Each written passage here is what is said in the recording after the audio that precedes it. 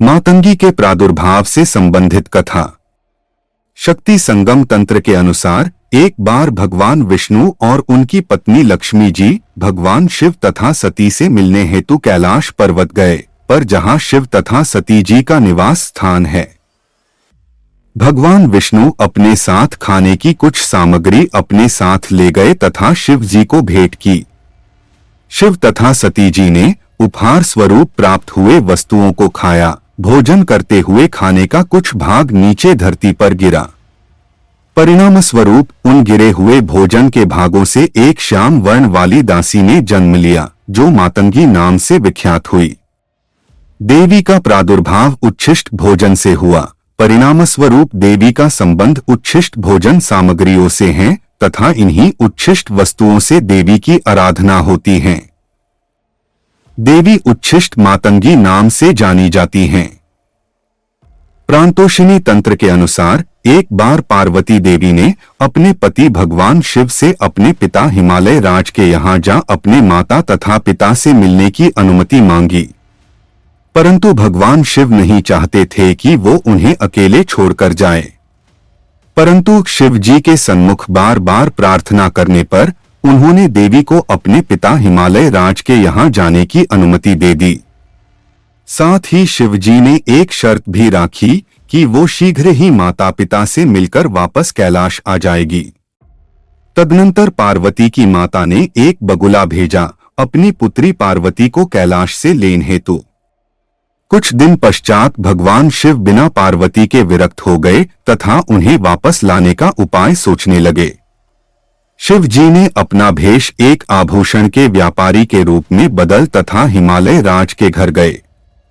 शिव जी इस भेष में देवी पार्वती की परीक्षा लेना चाहते थे।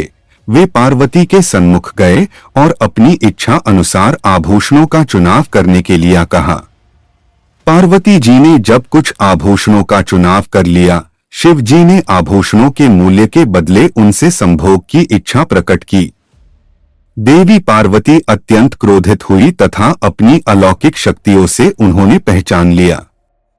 तदनंतर देवी संभोग हेतु तैयार हो गई तथा व्यापारी से कुछ दिनों बाद आने का निवेदन किया। कुछ दिनों पश्चात देवी पार्वती भी भेष बदलकर शिव जी के सन्मुख कैलाश पर्वत पर गई। भगवान शिव अपने नित्य संध्योपासना की तैयारी कर रहे थे। देवी पार्वती लाल वस्त्र धारण कर, बड़ी बड़ी आंखें कर, श्याम वर्ण तथा दुबले शरीर से युक्त अपने पति शिव जी के सन्मुख प्रकट हुई।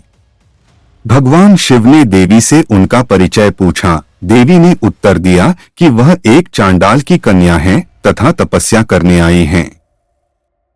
भगवान शिव ने देवी को पहचान लिया तथा कहा वो तपस्वी को तपस्या का फल प्रदान करने वाले हैं। यह कहते हुए उन्होंने देवी का हाथ पकड़ लिया और प्रेम में मग्न हो गए।